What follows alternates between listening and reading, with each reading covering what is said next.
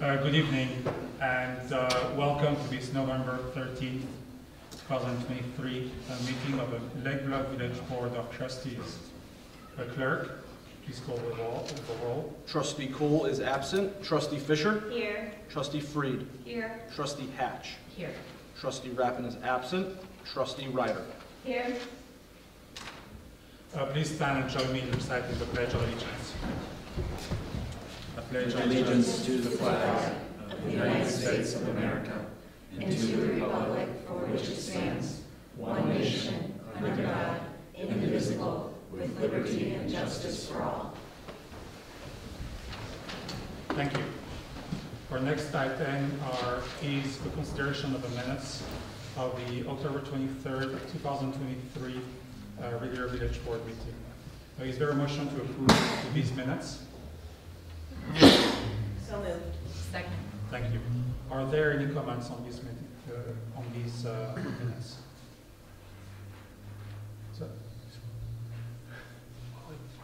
do we have comments?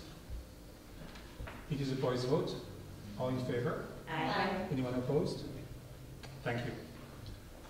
Next would be our non-agenda items and visitors.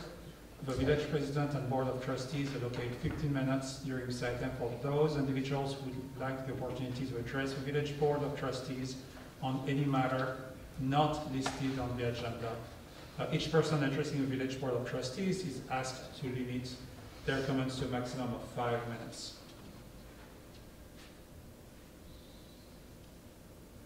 Do we have anybody online? We have no one online. So we move forward. Next would be our village board sets the order of a meeting.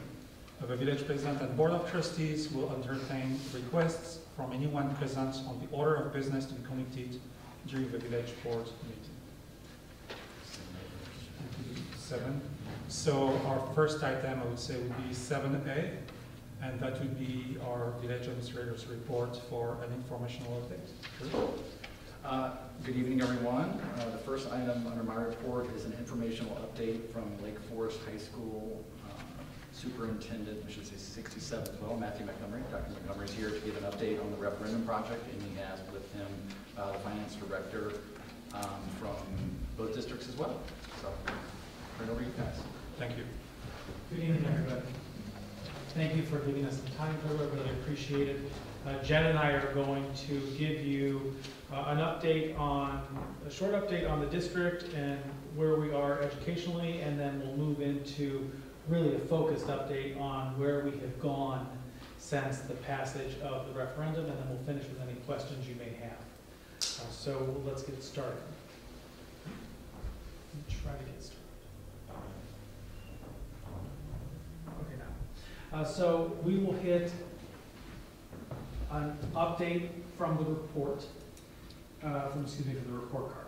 Then we'll move into referendum, bond sale, interest earnings, and the timeline, and then how we will keep the community informed of the referendum itself. If you want to know about other things, again, we'll finish with questions. So I don't know why some of the text is showing and some of the text is not. So who? Yes. Technical assistant, please go up.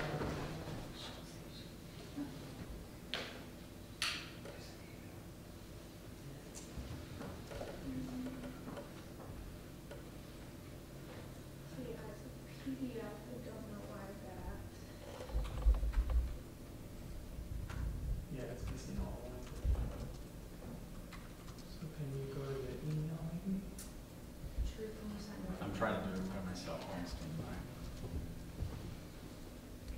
I have a backup where I can just walk and talk and just That makes sense. go full teacher mode if we need to. Let's try one thing first. Yes.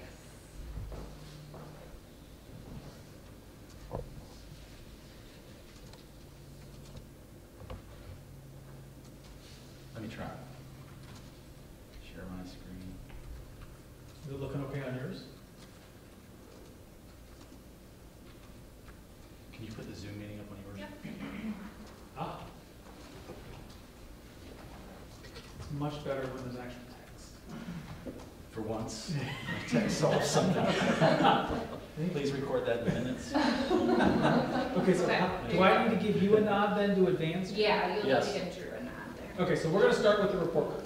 So the report card just came out last week, I believe, and this is the second year that the district has received the exemplary summative designation, which is the highest designation. This is really the top tier in the state, and that puts us in the top 10% of all of the high schools within the state of Illinois. If you look at a report that came out just prior to that, that was the U.S. News and World Report, and we came out in the top 1.5% of all of the high schools in the country. And that is something that we should all be really proud of, because there's approximately 25,000 high schools in the country, and for us to come in, I think we're 282nd out of 25,000. So certainly not perfect, and I'll talk a little bit about that with the next slide. Actually far from perfect, but a lot to celebrate at the same time. So here is how we did when we looked at us within our comparable districts. For English language arts, we scored at 64.2%. And remember, these tests on the report card are a one-day test. It's the SAT test the junior year. So it is ranked on how each junior class does from year to year on that one-day test. If you look at 64.2%, there's no audio online. Is that just because the speakers are up?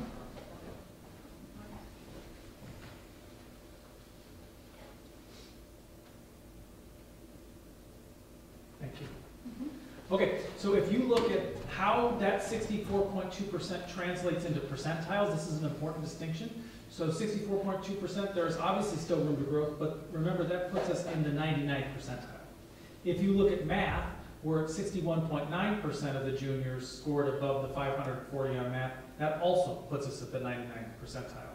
And then you can see above us on the screen, and it's a little farther away from me and you, but we are, thank you, Michael. Okay, can you close that for me?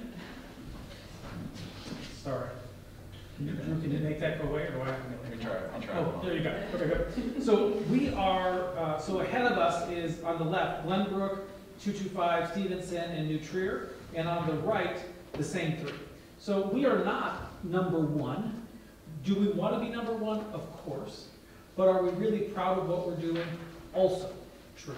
So we have multiple realities happening simultaneously, and I will tell you that Dr. Lennart and her team are continuously analyzing how we are going to continue to push to continue to improve, as evidence of the new metrics that the district just released on how we're going to track our progress year over year. Those metrics are aligned to the strategic plans we unveiled last year, and then also aligned to the portrait of a learner that was passed the year before.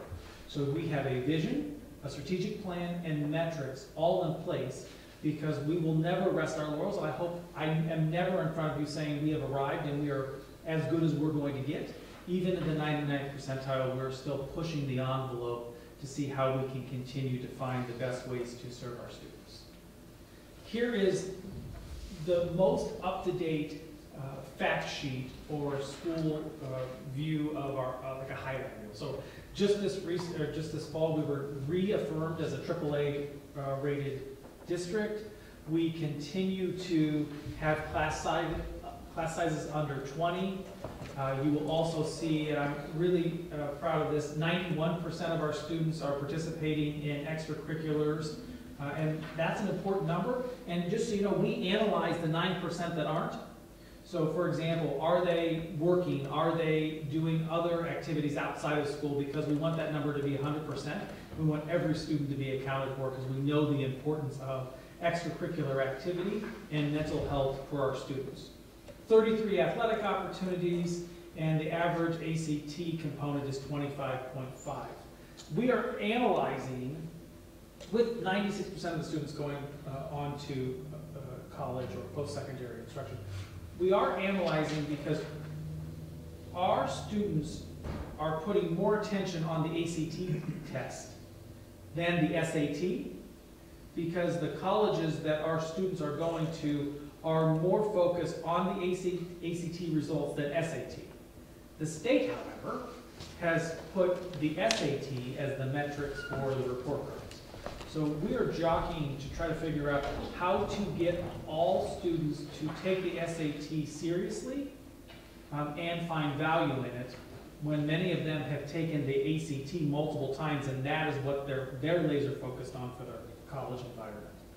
So unfortunately, we are trying to play the game, which sounds horrible to say out loud, but we have to make sure that they have every opportunity afforded to them, whether they're taking the ACT or SAT, to ensure that they can be successful in their next steps of the journey.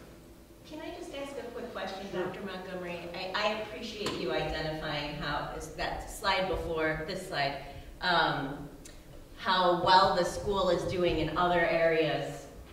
And I appreciate you acknowledging that the SAT is a one-day test. It doesn't necessarily analyze or display the success, the actual success of our students. So how does it benefit our students, the kids, to be number one rather than number three? How does it benefit our students? Indirectly, the better, if we're number one, more of them are achieving at a higher level. So that's how it benefits them, because we have all students performing at a higher level. The benefit for the community is representing these communities at the best way possible, so we're attracting more people to move in. If we're one or three,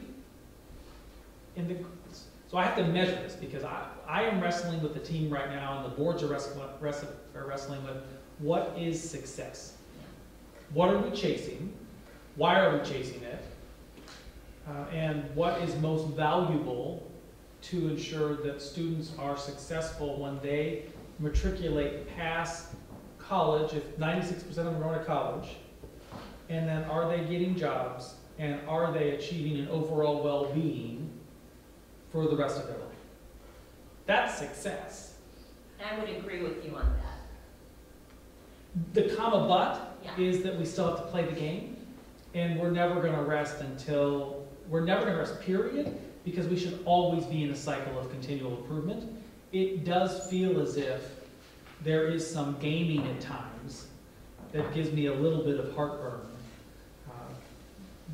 However, in environments such as these, there is a level of expectations that are awfully high on kids and on everybody else included.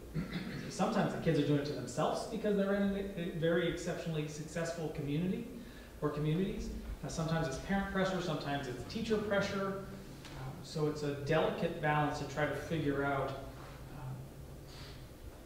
what is the right amount of pressure and how to keep things in check of what really is important. And I think these are forcing us to have, these kind of conversations force us to have broader conversations with the community about what are we really after for our kids. So my son is a senior this year, so junior last year he took that SAT for you. And so in addition to the SAT, a couple of times the SAT, he also is applied to 20 colleges. So yes, I think something like 70 essays to write. So not only do you have this mental health, this pressure to do the next step, but that pressure to do good for the school and the community. This is hard. This is hard on kids, and they don't have a time to be sad or whatever else, because they have to work.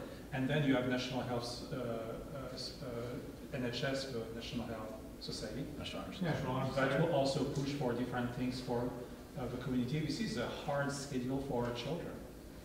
When I shadow students, and I shadow students every year, I am in both 67 and 115 I shadow them. And don't give me too much credit, it's 2 days a year, okay? But it's one of my favorite experiences because I follow them through their schedule, and every time I walk away with, I don't know how they're doing what they're doing. When I'm just seeing the school day and I know, then they're telling me, well, Dr. Montgomery, I'm going here, I'm going here, and I'm going here after school. And I'll finish up around 10 o'clock and then I'm starting my homework after that. So I do worry about what we're doing, but I will not rest on how can we continue to set our district and our students up to be the best best place possible. And I think that's what the parents and the guardians of this community are trying to do too. And it is certainly a tricky world that we're all living in right now. But overall well-being should be the name of the game.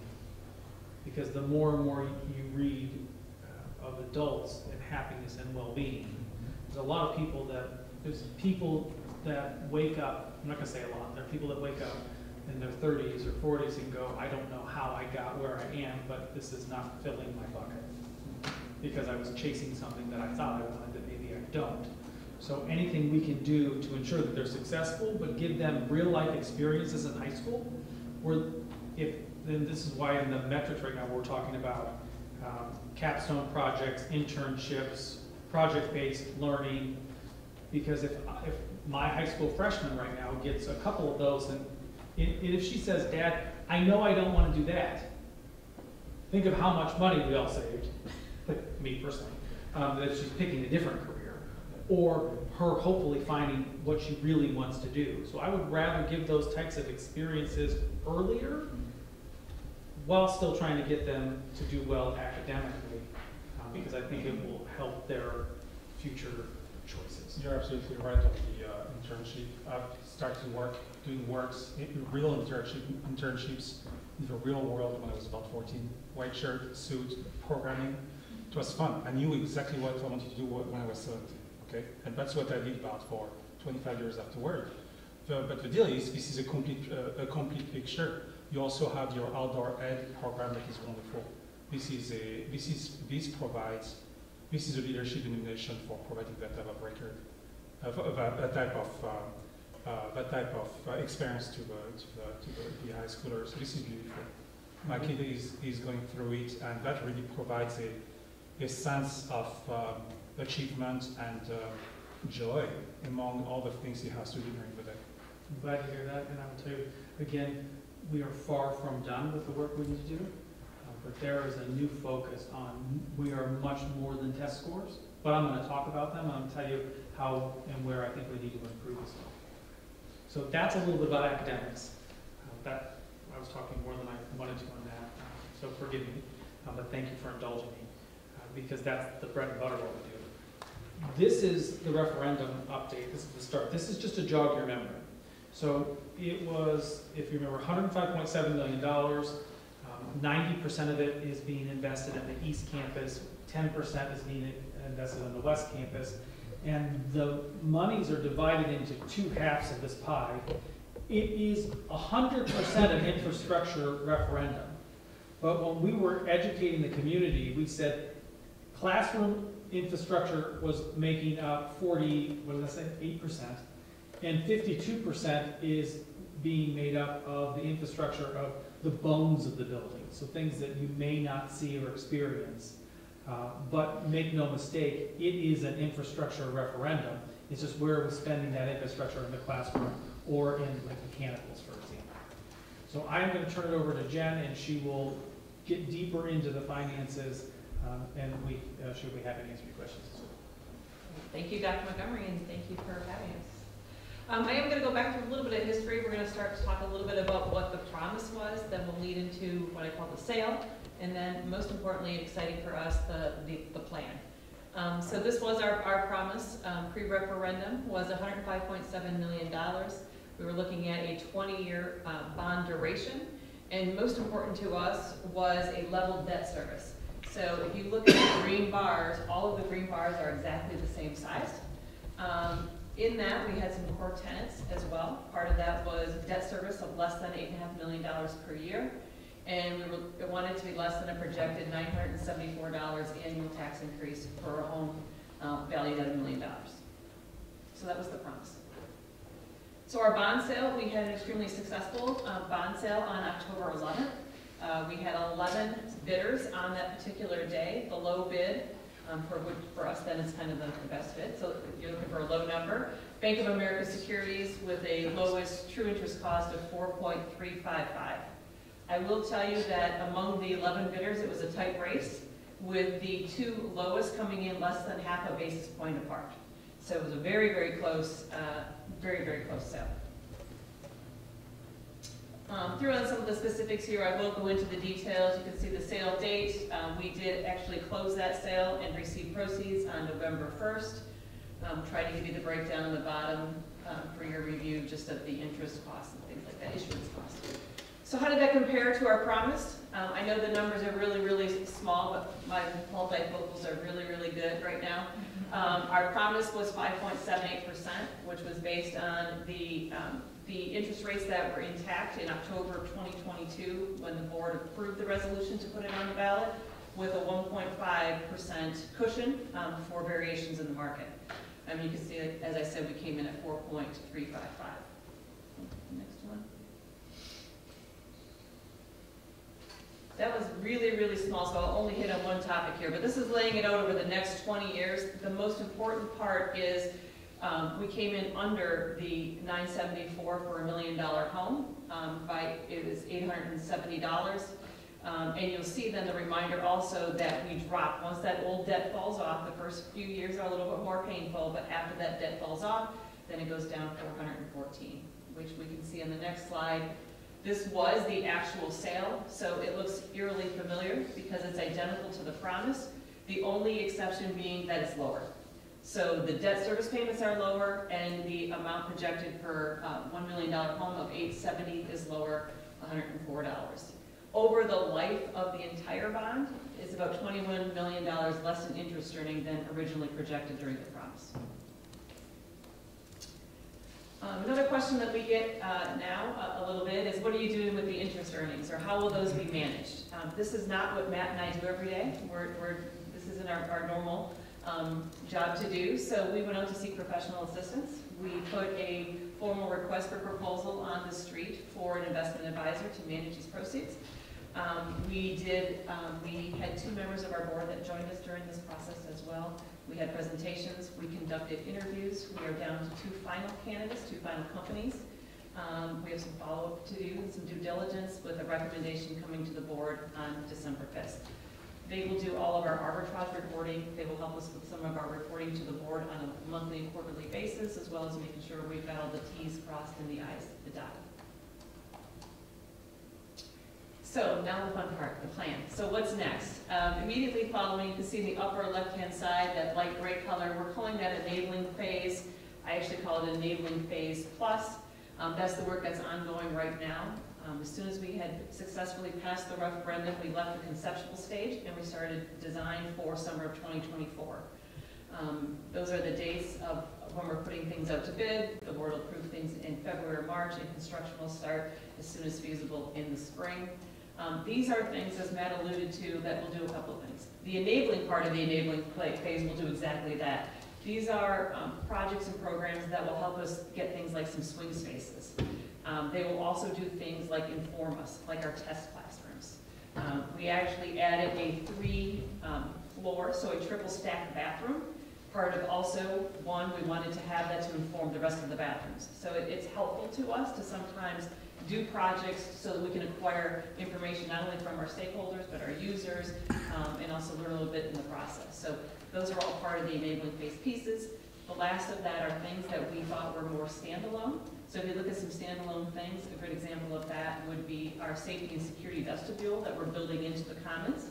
So right now, if you come in through the glass commons, there's no security type of entrance. So it's changing that to change the traffic flow as kids and visitors potentially come in and out of that building. So that's the only project in the entire referendum that's in that area. It's a nice standalone project to grab. Also, moving safety and security to the front of the project is very beneficial in our opinion. At the same time, we are working on what we call that main construction phase, which is about $55 million. We are in design for this at the same time. This is really the core of the construction. Specifically, this is hitting things like the science labs, the classrooms, the redesigned student services center. However, these are also things that take longer to design because we want to meet with the science teachers, we want to meet with the department chairs, we want to talk to students so that we have a design that not only looks nice and shiny and new, but really is meeting the needs of what kind of learning we want to go on in that classroom. So that design takes longer. Those are slated to occur in 25 and 26. That's going to be a 2-year build-up for the main construction. On the far right, phase 2, construction closeout, that probably will be also a year to 2. Those are the remaining projects that, you know, sometimes linger or get at the end. But just important as well, there's also that green bar at the bottom, and Melissa and I were deciding on how we should graphically show this, but there's other projects that we do or other parts of the referendum that wouldn't necessarily be considered construction. And so those are the furnishings, fixtures, and equipment. A really good example of that right now is we are working on designing a new PA system within the building for safety and security reasons, and we're also in the design proposal process for exterior cameras. Our interior cameras were enhanced last year, and now we're working on the exterior. So, question for you, for the construction phase with $55 million, you said year 25 and year 26. Do you do that during the summer, or do you do that during the year with disturbances to the students? So it's yes and yes. So yes, it will be during the summer. That will be the bulk. It's really hard to do more than 40 million-ish in the summer. Just, you know, we're down to basically 9 to 10 weeks.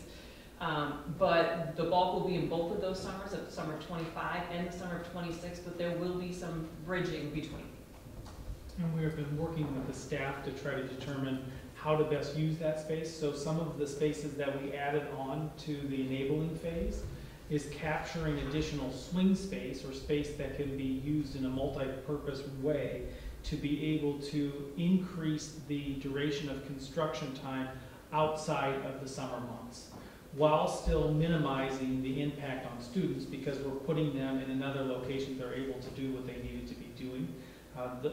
One of the biggest challenges for us is, can you compress the timeline and still not wreak havoc on the educational experience? Because nobody wants to go 5 years, we don't have to.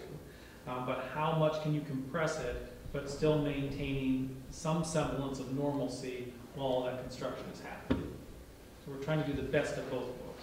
And the staff has been wonderful to try to get creative, to find swing space that if you do this space here, we think we can move here in phase 2. Or it's a Rubik's Cube to try to figure out how to displace people where they can still function at high levels and let construction crews work maybe during the school year longer than they would have if we hadn't captured that space. There's also spaces that aren't student occupied. You know, so if we're working up, you know, on the roof and some, you know, some HVAC towers, it's not really interrupting anything. So it's identifying what we can do when we can do it. And also, I reminded Matt of this earlier. This is a Rubik's Cube, but it's also one we've solved before, because we actually had construction that occurred during the school year in 2006 when we did the $54 million referendum. So that actually spanned throughout the school year as well. Thank you.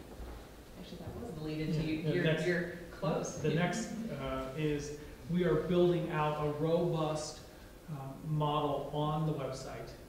And the only place, this isn't the only place you can get progress. We're going to be doing the roadshow and presenting and updating the community. But you'll be able to track our progress on the website of what phase we're in, how we're spending the money, what projects are being done. We'll have videos from Dan Mortensen about what's happening when and explaining, and we'll have the Q&A or the FAQ being updated regularly with questions. The goal is to keep the level of communication that we had established during the educational experience pre-referendum throughout the process to make sure that the community can watch this project or these projects unfold real time and us be responsive to their questions and their needs. That is the last slide that we have.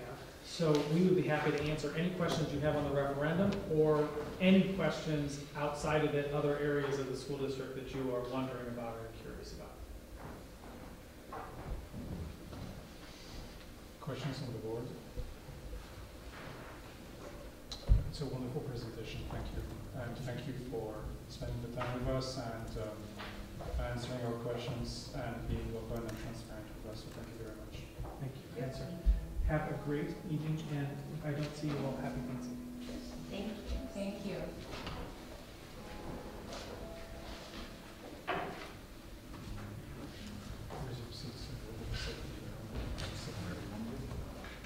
We could finish 7B right now and resume afterward.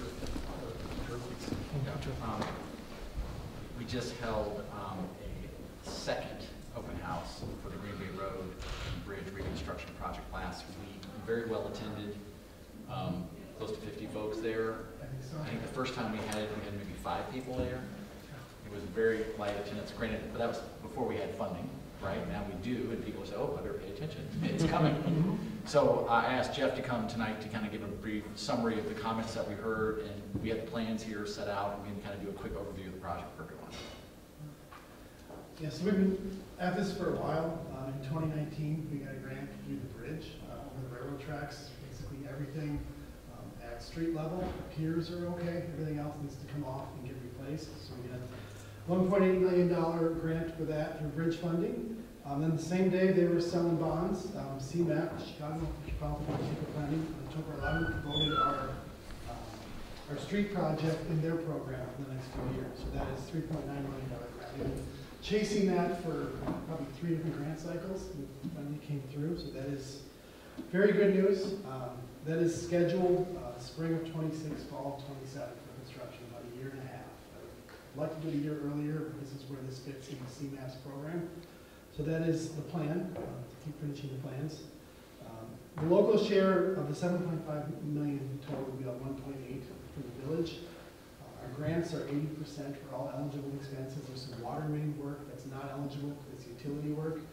That's why it's 76% overall funding, not 80. So we'll have to pay for our water work, which is basically, we have 2 water mains between West Witchwood and 176. We left one in place 30 years ago, and it breaks, and it costs quite a bit of money and time to fix, so we're going to abandon the older one, move all the services to the newer one. The other changes that will happen, the street is going to be the same footprint, same speed limit, same almost everything that you can see. Water main work, we're going to improve the stormwater system on Green Bay Road to meet the road standard, dry pavement during the 10-year storm. Also, just by redoing the street, we'll take care of some of the flooding too, because there's low areas of broken curb and water and other problems that can get fixed. There are several homeowners who could use a connection to our storm sewer system, so we're going to give them connections so they get their sump pumps. There's one in particular, was the pipe just on the east side of the road where the pipe comes out almost on the sidewalk. That was just all they could do to fix their basement, but we can pick that up then and get that water off the sidewalk. The thing that you'll see more than anything else is improved pedestrian safety. There's 2 new crosswalks across Green Bay Road, one at Witchwood and one at West Sheridan Place. And then all of the crosswalks kind of parallel to Green Bay Road. Right now they are too far back. We're going to push them forward closer to the street, so when the car stops at the stop sign, they're not on the crosswalk or ahead of it. So you'll see that some of the sidewalks will look a little funky as we come out to the road and come back, but it should be safer that way. There will be a few trees removed along the project. The bulk of those are, there's an area on the east side of the street, just north of the bridge, where there's like these stacked stone walls, like retaining walls on the street. Those will go away. We'll just grade that so that it's not stone walls falling into the street every time it snows. But then there's some trees in those areas. Those are most of the trees that will go away. And improving the bridge to make it wider and hopefully make the sidewalks wider as well. One of the hang-ups on that is the State Historical Preservation Office likes those steel trusses on that bridge. They were saved, I think, at least twice. They might have been on that site since 1903, it seems like, in my research. They're very hard to save because they are entombed in concrete at the bottom. And we've made the argument that they are not possible to save them and still meet all the project goals to make the sidewalks wider and make the roadway wider. If you get too wide, it's encroaching the railroad, and then we're going to have a fight with the railroad like that. There already is going to be a disagreement between the state and the railroad about this project, and there's a commission that solves that for us. When we get there, we expect an answer from the Historical Preservation Office in the next couple of months from the report we submitted in April of 2021. So we've been waiting for that for a long, long time. Public meeting we had, 43 people signed in. To get more than that, we couldn't make everybody sign the paper. 8 people filled out a formal comment sheet. Things to do with the actual when it's done. They were worried about trees being replaced. People wanted storm sewer connections. There was somebody who was concerned about the grading around their home. And there was a request that we put lights for the crosswalks, which I think we are thinking we should do, just not in the plans yet. Most of the conversations were about during construction. Obviously the detours, there was concerns about public safety response times during the detours and how ambulance service would get to the areas. Lots of people concerned about traffic. That will be a mess for at least a couple of weeks. When you close Green Bay Road, it's going to be closed to local traffic for a long time. So it'll be a little bit while people figure out better routes to go. One interesting thing our consultant said is that when you reopen the road when you're done, you don't go back to the same level of traffic. People from out of town have learned new habits, so it will be less. Eventually, it will come back to 100%. But I hadn't actually thought about that or known that was a thing that happens. But that will be nice when it's done. Some of the out of towners will have new routes, and we won't be backing up 176 anymore. The detours, people were concerned about where construction vehicles are parked, the schedule, duration. The bridge is going to be out for probably 4 to 6 months, so the residents who live in the Bath and Tennis area will lose their connection to the village during that time. There'll be no way it's going to be forced to come back down Sheridan Road. So that will be very inconvenient for them. But that's just what we're going to end up having to do. So the bridge needs work. It's not structurally it's sound. If it were left alone for a few more years, we'd have to start putting weight limits on it because it has degraded over time. We inspect that bridge every 2 years. There's no risk. We would probably wait 5 more years to do it, but we're doing the street anyway, so we don't want to put them up at different times. The exhibits, like I said, just before, we paid for the 15-foot paper roll, so we're going to use it twice. I don't know if anybody had a chance to look at it. Any questions? This is fast, but most of you have heard this before. I got to ask my questions to Jeff and our conversations about that before. I think this is a great plan. And I think this is long overdue, and Jeff says, and Jake says that in some cases there is no foundation below the street, and Jake says in other places there are 7 layers of asphalt, so it's time to make that right and remove that second main or that old main that is causing us trouble from Jake's standpoint. So we need to get going on this project. To clarify, Jeff, I'd like to ask a question. What is the solution to the police and fire response time to Bath and Tennis? They work out plans during the detours. I'm not 2 years before that's going to happen, but they do all keep graphics and it is all coordinated through them. They develop plans for construction to try to close that gap. I'm sure there's a little more of a delay because the street's closed. They have worked on that. And they dynamically deploy vehicles, police and or ambulances based on call volumes that we receive and patterns that they can place in advance. There's a tremendous amount of mutual aid response between the surrounding communities, and that would certainly be part of that 24-month period. Thank you. Thank you. Thank you. Jeff, I was going to ask for clarification on the lights at those two new crossings, new head crossings are planned. And you said lights, are we talking flashing beacons like they're at Sheridan and by West Washington and Green Bay? No, we're talking just a street light. Right now, there's street lights that are probably in the wrong spots for those crosswalks because they're going to be 30, 50 feet away. So you're actually lighting the street next to the crosswalk, which is not safe as it could be. So we probably would have some low-level lighting just over the crosswalks themselves. Not traffic lights, but Just a little street light. street lights. Over the crosswalk. I have one more question for you. I think you said like the new 2 crossings would be West Witchwood and East Sheridan Place. We had quite some conversations about people observing people crossing at West Center because people don't go around to 176 and do the U-turn to come around. They just cross in the middle. And you said yourself in that very location you have 5 different roads or driveways or everything else, so everything is there, and people cross in the middle of all that.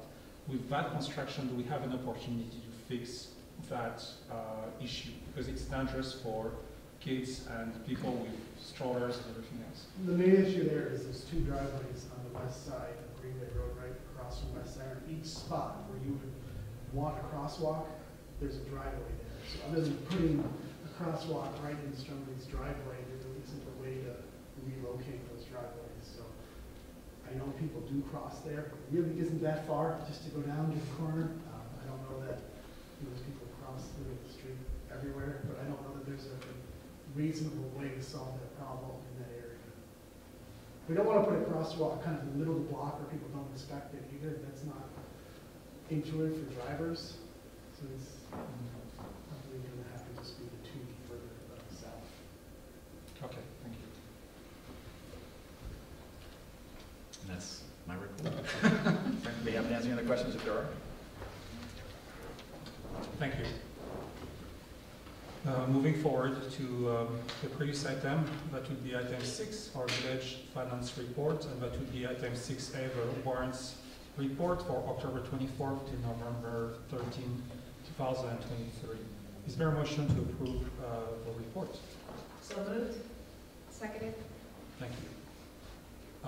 As a summary, we have expenditure of village funds for payments of invoices in the amount of $511,982.12 for October 24th to November 13, 2023, again for a total of $511,982.12. Village staff provided us a warrants report again for the same period for the same amount. Do we have questions and do we have comments on this report?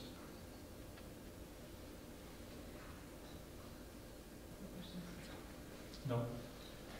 It is a roll call. Clerk, please call the roll. Trustee Freed. Aye. Trustee Hatch. Aye. Trustee Ryder. Aye. Trustee Fisher. Aye.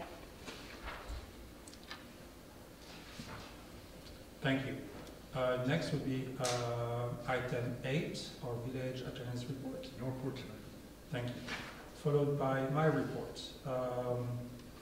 And tonight I would like to bring to your attention a communication we received from the Metropolitan Mayor's Caucus highlighting a statement by the City of Haddon Park, a statement of unity against hate, where cities, towns, and villages collaborate to protect communities in time of strife, as they specify. And I will read that the core of the statement as a record. As villages and cities, we stand united behind a core value we all share, the unequivocal condemnation of all acts of hate. During these times of strife, we are more committed than ever to safeguarding our communities. We strive to be inclusive and welcoming spaces for the residents, businesses, and students who call our communities home, as well as any visitors, and strongly oppose hate-motivated hostility that only serves to sow division and fear. Our vigilance has been heightened as the ongoing war in Israel and Gaza, as well as the accompanying violence, have impacted many of our residents. This has led to an unsettling surge in inflammatory, anti-Semitic, and Islamophobic rhetoric and behavior on a global scale. The heavy burden of grief, anxiety, and isolation is one that many community members bear as they and their families confront the consequences of terrorism. While no specific threat has been reported in our communities, we understand that our residents are concerned about the widespread increase in anti-Semitic and Islamophobic language, imagery, or behavior. Protecting public safety remains our highest priority, and in today's interconnected world, it is a shared responsibility among regional, state, and federal government partners. Our collaboration transcends boundaries, fostering regional awareness and a coordinated response to the concerns of our residents, whether local, national, or global. This regional alignment is possible through the continued multi-jurisdictional exchange of information, joint training initiatives, and shared public safety dispatch services coordinated through the village of Glenview. We're proud of a strong partnership that links our community, and Lake Bluff being one of its communities, of course. We rely on the entire community to assist in promoting public safety. It is essential that community members, including residents, business owners, and employees, report suspicious behavior, threats, or other activity to law enforcement by calling 911. The United States Department of Homeland Security encourages all Americans to familiarize themselves with recognizing and reporting suspicious behavior by using the resources at dhs.gov/c-something-say-something. We will continue to collaborate with federal and state law enforcement agencies and anti-terrorism professionals together. We will continue to monitor intelligence and implement additional measures to protect the public safety in our communities. To this end, I would like to bring a motion to join in support of a unified communication condemning all acts of hate, affirming public safety as our highest priority, indicating that there are no specific threats to our communities, and issuing a call to action to continue to report suspicious behavior, threats, or other activities to law enforcement. And I stand down. Regis, are you bringing the motion, or are you asking one of us to bring the motion? I'm proud to bring that motion. I think it's really important, especially right now, we live in this bubble of Lake Bluff, and I'm sure people will start asking, we don't have those problems, why do we need to stick our neck out as a community? And I'm gonna tell you from my perspective why I think it's important for community leaders to do that. I'm a Jewish American, I'm raising 2 Jewish children in this community. They each are the only Jewish child in their class, and I don't mean just their classroom, their full class. So my son was the only bar mitzvah 4 years ago, and my daughter will be the only bat mitzvah with many years on either side. I grew up in Highland Park. That wasn't my experience. They have a unique experience here of being another. Now, I don't pretend at all to understand the pain and suffering that my Islamic Muslim friends and brothers and sisters are experiencing, but I have a great deal of sympathy and pain. It is a scary time for both communities, and it is a scary, uncertain time throughout the world. So as leaders, it's important to stand up and use our voices to say you're not alone and we will be protecting you. It's very important. It makes a huge difference. Every friend who's reached out to me to ask how we're doing, I say we're fine, but it means something. And it means something to the younger kids who are, for the first time, experiencing the uncertainty and scariness of the world outside of Lake Bluff. So I'm very grateful that you have brought this and that you're asking us all to stand next to you in support of joining our sisters and brothers and the other communities. So I wholeheartedly bring that motion. Thank you. I believe this is not an act of, it is not just an affirmation. We had an event on July 4th, 2022, before I say that right. This is not hypothetical. It did happen. Now, I'm coming from a different country. I was born somewhere else where terrorism was a real thing. And it was an act of everybody to be aware, to discuss it openly, to be able to deal with it, to cope with it, and to prevent it. And so I don't believe it was our only words. It was very much for our communities to be able to move past these events and to work to live harmoniously, whoever we are and whatever our religion and skin color is, we just live together. We are America, and I believe it is important to make those declarations to remind that we live in that environment, that hate has no place to be. I'll second the motion. Thank you. It is a roll call. Is it a voice vote? All in favor? Aye. Anyone opposed? Thank you. I would like to also say for the record that I had a conversation with Mary Cole, and she also has indicated her support for this motion, and as well as Steve Rappin. So thank you. I really appreciate it.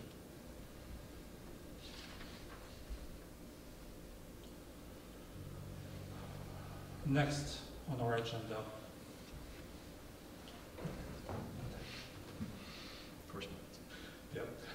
Next on our agenda is item 10, acceptance of a correspondence. Please note that all correspondence was delivered to the Village Board of Trustees in the informational report on October 3rd, 20, 27th, and November 3rd, 2023. Are there any questions? This is a voice vote. Oh, I'm sorry. Could I please have a motion on the correspondence? So moved. Second. Thank you. Are there any questions? This is a voice vote. All in favor? Aye. Anyone opposed? The motion carries. Thank you. Next would be item 11, a resolution approving the purchase of rock salt for the purpose of snow and ice removal from Compass Minerals America, Inc. Is there a motion for this resolution, please? So moved. Second. Thank you. The village fiscal year 23-24 budget includes $50,000 for the purchase of rock salt for ice and snow control operations. Annually, the State of Illinois Office of Central Management Services conducts a joint procurement for roadway maintenance agencies statewide. This year's approved bid of $79.24 per ton, a minimum increase of less than $1 in price per ton over last year, was awarded to Compass Minerals America, Inc. of Overland Park, Kansas. At this price, the village will be able to purchase approximately 400 tons of rock salt, totaling $31,696. The village must commit to purchase 100% of the order, and the supplier commits to provide 120% of the ordered amount of a bid price if severe weather conditions arise. Last year's price per ton was $78.46, with the village's salt usage totaling only 370 tons, as we did not experience intense winter weather. The village currently has approximately 850 tons left over from last season. With a purchase of 400 more tons of salt, the village will be able to adequately cover the winter seasons. So my question, and I'm being tongue-in-cheek, is with 1,250 tons, we're fine, we can cover any type of weather. Sure.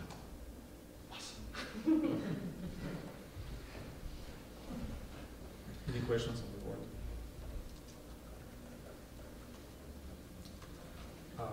And it is a roll call. Clerk, please call the roll. Trustee Hatch. Aye. Trustee Ryder. Aye. Trustee Fisher. Aye. Trustee Freed. Aye. Thank you. Next item is item 12. A resolution approving the establishment of a conservation area at 201 Moffett Road. Is there a motion to approve this resolution? So moved. Excuse me, is there an opportunity for a public question or comment? There will be. Thank you. Thank you. A second to this. I did not get a second to this motion. I'll second it. Thank you. Kenneth and Amy Aldridge are the new owners of a property located at 201 Moffett Road and are planning to construct a new home on this heavily wooded lot along the riding. On October 2nd, 2017, the village approved and recorded a plat of subdivision for the property called the Magnus Conservation Subdivision. On the plat, the prior owners of a property labeled part of the property as a conservation area as their own initiative, not at the request or as a condition of approval from the village. This transpired at the same time the village and the prior owners of the property reached an agreement that granted the village use of a permanent easement to complete the Moffett Road Land Bridge and Culvert project. At this time, the Aldridges wants the village to remove the conservation area, and the village attorney has prepared for consideration an agreement that accomplishes this without modifying the village's other property rights related to the Moffett Road Land Bridge and Culvert project or creating any liability for the village. None of these documents assume that the conservation easement was ever created, which, based on the document, it was not. Questions on the board first, and I will come to you. I appreciate the edits that were made to clarify what you just said at the end of that statement, that based on our review of the record, although the plat was labeled as having a conservation area, no effort was made, no actual conservation easement was placed on the property. And so essentially what we're doing is clarifying that there isn't a conservation easement, that the area that was designated as conservation area is no longer going to be designated a conservation area for whatever that was worth. But we are not waiving any rights that we had. We're allowing the record to be corrected that no conservation easement was granted. Is that 100%? okay? So thank you for that clarification, because it was the core of our discussion the last time. We looked at that resolution. Thank you. Peter? I have nothing else. Okay. Anything else on the board? Would you mind making a comment? Would you like me to approach or just stay here? Please come to the lectern and state your name and address. Thank you. Certainly. My name is Peter White, 400 East Sheridan Place. Apologies for coming dressed like this. Was in my work clothes, had an issue around my property, and didn't have it took longer to fix than I thought, but I wanted to make this meeting. My purpose for coming here is to understand the item 12 on the agenda, the conservation easement, and maybe somebody can explain it to me in layman's terms. My understanding is that we're taking a conservation area, a legally designated conservation area, and reverting it to a subdivision. Is that a correct understanding? Because that's the way the documents read. No, so when the village originally needed an easement over the property for a project, the village, the property owner had An easement over a privately owned piece of property. Over 201 Moffett. Correct. That was granted to the village. As part of that, the then property owner requested that this area be identified as a conservation area. Now, a conservation area doesn't really mean anything in and of itself. Is there a tax implication for a conservation area to the property owner? Not that I'm aware of, but that would not be the village's, that wouldn't be. Well, it would be in the sense that it would be a lower property tax rate that the village would collect. Is that not true? I don't know the answer to that, because I don't think a conservation area means anything legally. Conservation easement is a different thing. I think there are tax implications for conservation easement. But a conservation easement was never created here because the property owner never did what was necessary, never told the village they wanted to create a conservation easement, and never did anything to actually create the easement. So now the current property owner wants to clean up the plat. Since there is no conservation area, the fact that it says conservation area is a little confusing, and they just wanted the village's okay to remove that area. Our easement is protected, so the village has no interest in maintaining that area. Confusing or misleading, but, okay. Excuse me? Confusing or misleading, so. Both. There is no legal designation or benefit to the property owner for having a conservation area in Lake County or under the village of Not Lake even the Bluff. village code. I don't know whether under state law there's something, as far as I know, no, but again, it's private property. I don't know what the property owner. Okay, did so with that. so this has always been a private plot, correct? Correct, all on private property. Okay. And is it true that the village is going to invest or spend $250,000 on this property, on the easement? No? Then I didn't understand the document, village, because I saw that just before I left. Yeah. I saw the motion, but I didn't read the subsequent document, supporting documentation, so my apologies. where you live, you undoubtedly remember when the Moffett Road Bridge was redone. Yes. We did the culvert. We needed an easement to go down the slope to do the work. this is what we granted. We went to the property owner at that time and said, we need an easement to rebuild this land bridge. They granted an easement. As part of that document, we got a permanent temporary easement. We did improvements. They said, if you're gonna do this on our property, you have to restore it in this way. Yeah. So that spelled out in that agreement. They also asked for the right to establish a conservation area. And For what benefit? well, differently over Who the other benefits from a conservation, the property owner or the village? We don't know because an agreement was never reached. Because usually what happens with conservation areas is that there's an agreement reached that says the beneficiary, I'm sorry, that's what I'm talking about. Yeah. That's not the You're using language. the term, using the term interchangeably. Well, a conservation area, and I'm saying with a conservation easement, for example, like we did at Stonebridge, it spelled out who's the beneficiary party, here's the responsibilities, et cetera. So that was never done for this.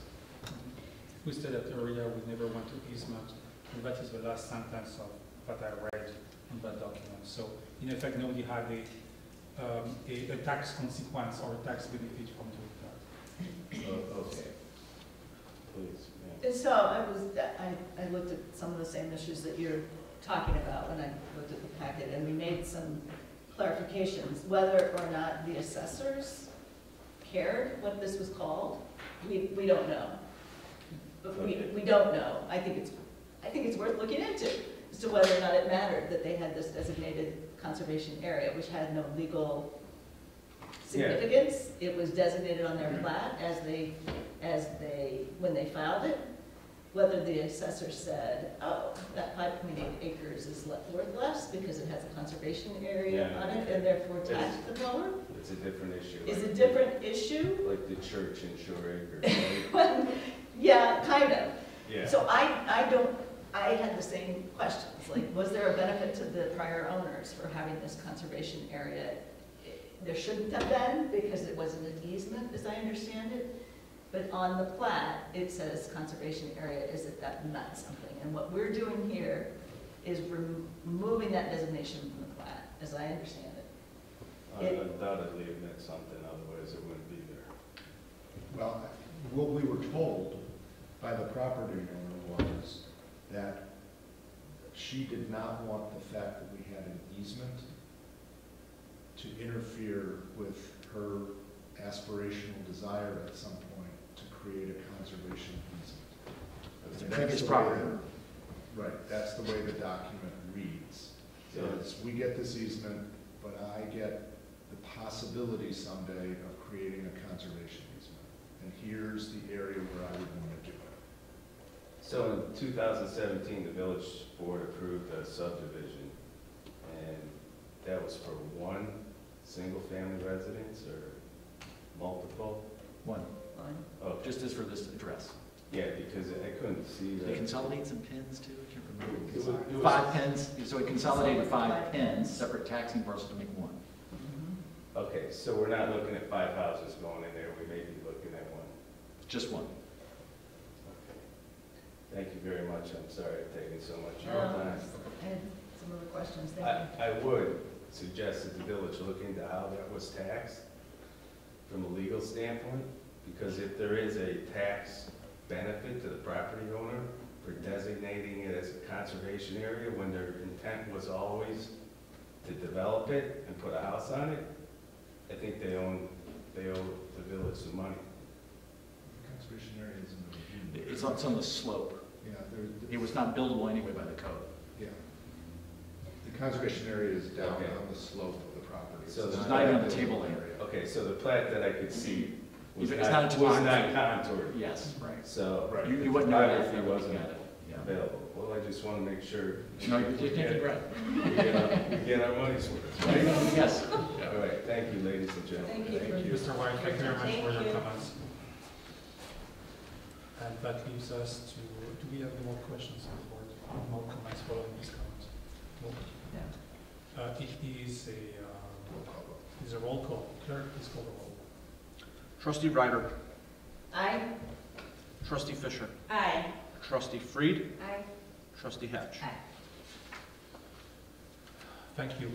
Next would be item 13, or trustees' reports. Do any trustees wish to make a report tonight? Nope. And moving forward, again, that will be item 14, our executive session. And that is That's right.